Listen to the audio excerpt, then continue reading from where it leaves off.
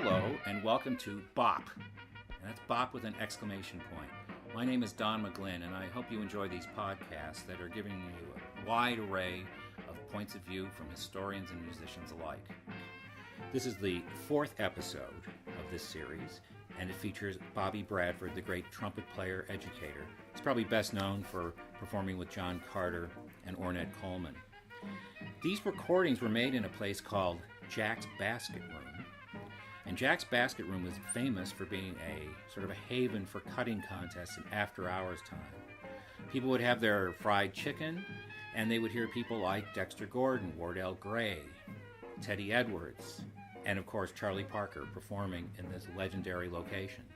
And in this episode, we will be hearing about Jack's Basket Room, Ornette Coleman, and also the great intellectual understanding that Charlie Parker had about his music.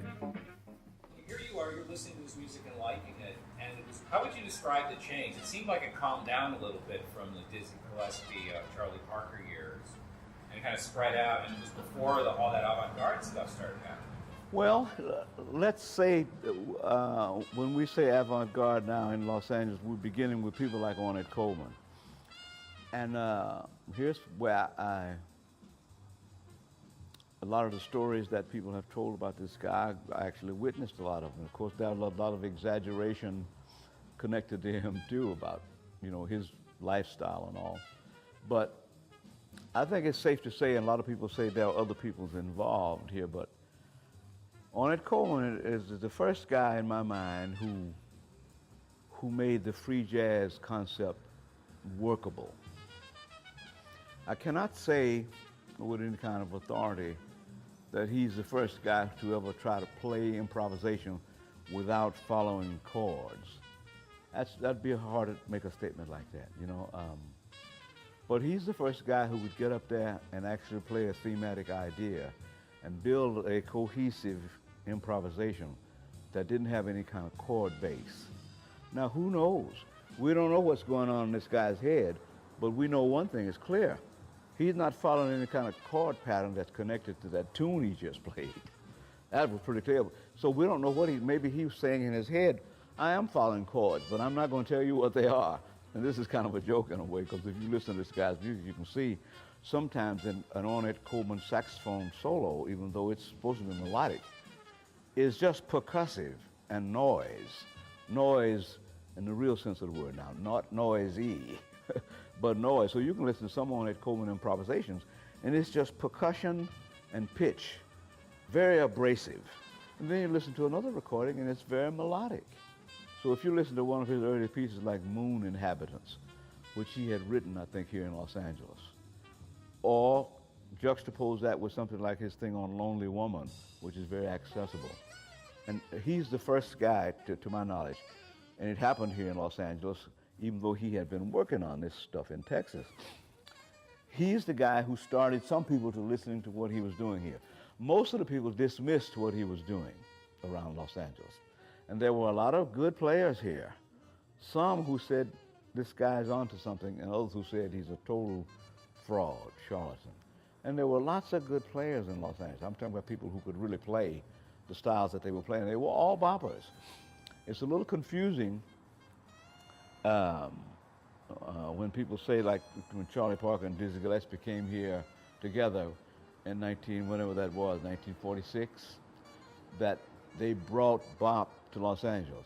There was already a bebop colony here with Howard McGee and others, but there was still the bop that they had learned in New York that they brought to Los Angeles, obscured, however, by the emergence of so-called West Coast cool jazz.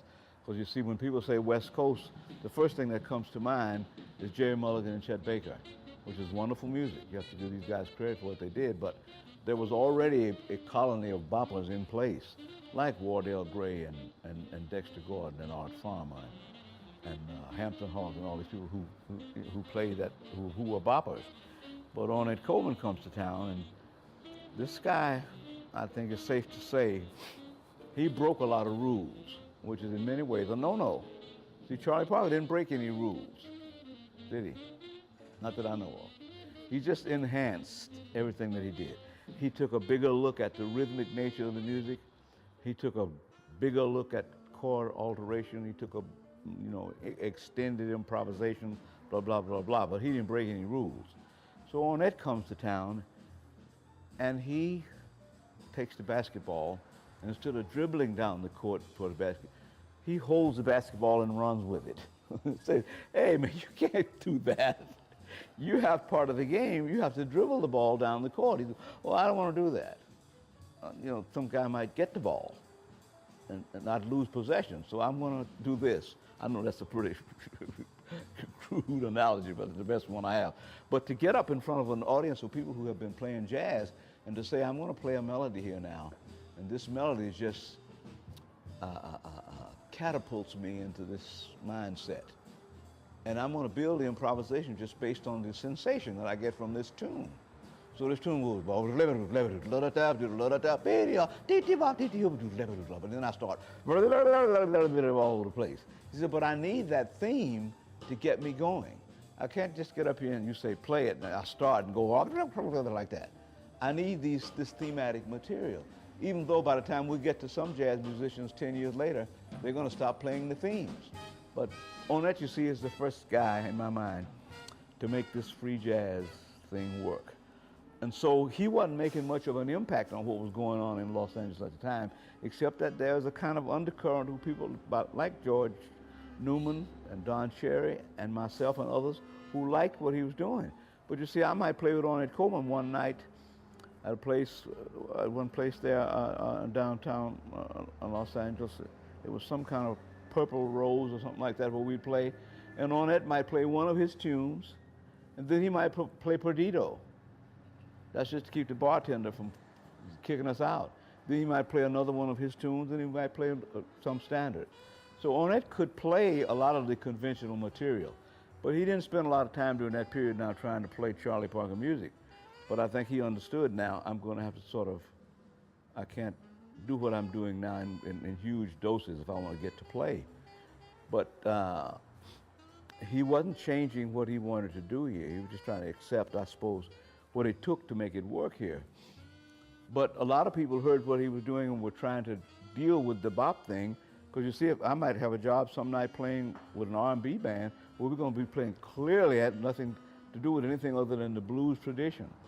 In fact, this one band, and I was talking to Steve Oswald about this not too long ago, I made one 78 recording with King Perry and his band where we played Things Ain't What They Used to Be on one side, serious R&B version of a tune written by Duke Ellington's son, do-do-do-do-do-do-do-do, but we were playing bap-de-boom, bap-de-boom, like that. And the other side was Christopher Columbus. Boom, boom, boom, boom, boom, boom, boom, boom. Ba-dum-ba-dum-dum, and the trumpet's going, do-do-do, boom, bap, ba-do-do-do. I made this record with this guy. Well, I might go into a club with Ornette a couple nights later, and I'm trying to get a handle on what he's doing. But I'm definitely learning everything that I can about his music from him, because that wasn't my idea. And people say to me often, especially European writers, say, well, Bradford, weren't you and Ornette Coleman sort of working on this together, and then didn't you divide? No, and I'm not going to try to take any credit for that. That's this guy's idea. I loved it. But if I had never met him, and I'm saying this without any kind of qualification, I certainly wasn't going to be doing what he was doing if I hadn't run into him. It's just like I don't think Dizzy was going to go the route he went if he hadn't met Charlie Parker. I think Dizzy would still have been playing like Roy Eldridge and the Swing Players. And when he heard Charlie Parker, he thought, oh my God, this is it. And the same thing with me with Ornette Coleman. But while here, and I was here until December of 1954, when I left and went in the military in 54, I left Ornette Coleman here struggling with trying to get his music across here in Los Angeles. But LA was a fertile ground then for people who were trying to advance what they were doing in music, but it was still basically a bop town. I mean, there were people who were trying to do some things that were, how can I say it, less aggressive than bebop as we know it. Some softer, more subtle things, but it's still basically bop. When Miles Davis and those guys decided to do cool jazz, I think of cool jazz as a kind of splinter of bebop, but that's a long argument there. Why don't you tell us about now you were telling us a little bit about what this room was like when you came in here. When it was, when did it close? 1955, Steve? Jack's Basketball? Yeah. I think it was late 40s. Early, I don't think it lasted until 55. Oh, Well, the first thing, if you'd asked me about this, you see, before they decided to redecorate it and do what it, the first thing I think about when you said this place was the food. We're talking about serious chicken in a little basket where it kind of roll in the basket. And I was saying to Steve Ward, we don't want to miss the story about the chicken. okay, that was the main feature for almost everybody. Here's a place. It's like in Pasadena. Though they didn't have bands there. There was a place in Pasadena called Bill's Chicken for a long time. And at one point he tried to have a blues guitar player in there, but the place was too small for that. But the first thing when you said Bill's Chicken, you were thinking about fried chicken, where you can get a big bag of this chicken, man, for about $2 on the weekend. Well, the first thing you thought about this place was the food. But then they had wonderful entertainment here. I mean, I don't know how many nights out of the week, but I can remember coming here buying the chicken, and I can remember how they served it in a little basket with paper napkins underneath, and you got the chicken, and there was a little roll with it. And I think you could order more sides, but I remember, and I'm a big fan of. Though it's unhealthy and all that, I know all the bad stuff about it, but fried chicken, I think, was one of mankind's great inventions. Next to math, then there's fried chicken. But the first thing you thought about was the food. But there was not only this place, but lots of places whose names I can't even remember now, had food and had bands on weekends. I don't think this place had a liquor license. I don't remember it being a place where you could get hard liquor. I think you could, how the breakdown was that some places you could get beer and low alcohol wine. And then the break-off was that you can go to some places and get Jack Daniels and 7-Up. You couldn't get a hard drink in this place, as I remember it. It wasn't a bar. Mr. Izuardi, I have one last thing. I listen to Charlie Parker's music, and I feel like there's like everything in it. There's like so much in it. And I think he kind of grabbed life that way. It feels like he really wanted to have drinks and play music and have girlfriends. And I mean, it seemed like he was seizing life. Do you have that feeling? Yes, and now here's not a rumor. I knew Charlie Parker's first wife. I didn't know her in Kansas City, but I knew her here in California, which Rebecca.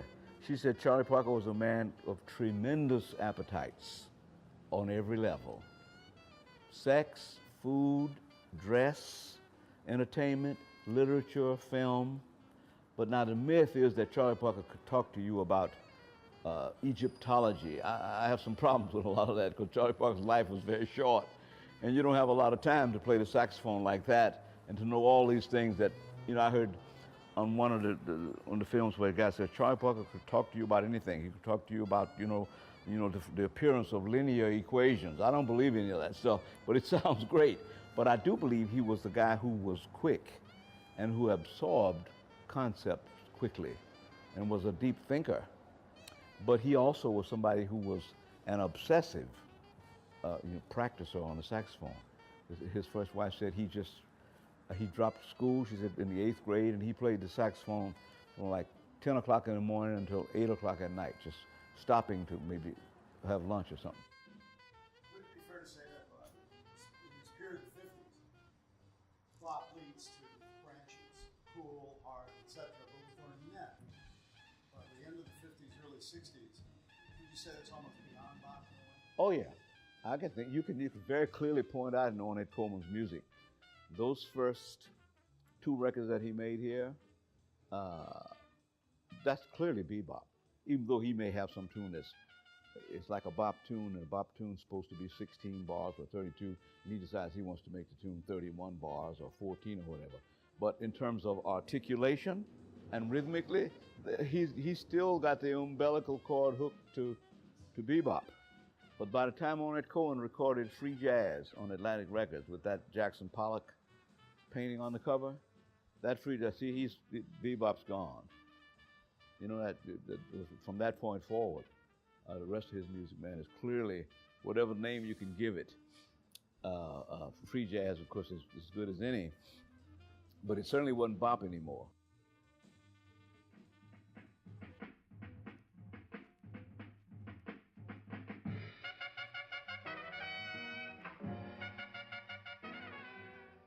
Kian here. And Franny. And there you have it. Our final episode is part of the Bobby Bradford mini-series. Thanks for tuning in for another great conversation with Bobby, with Don, and Steve Izawardi. This episode featured air checks from Charlie Parker, Teddy Wilson, Dexter Gordon, Ornette Coleman, King Perry, and Bobby Bradford. Please send your questions and comments to our Facebook page, BOP the Multimedia Project. BOP is produced by Don McGlynn and co-produced by Mark Cantor, Franny Alfano, and me, Kian Vaziri. As always, thanks for listening, and we hope you're excited for more to come on BOP.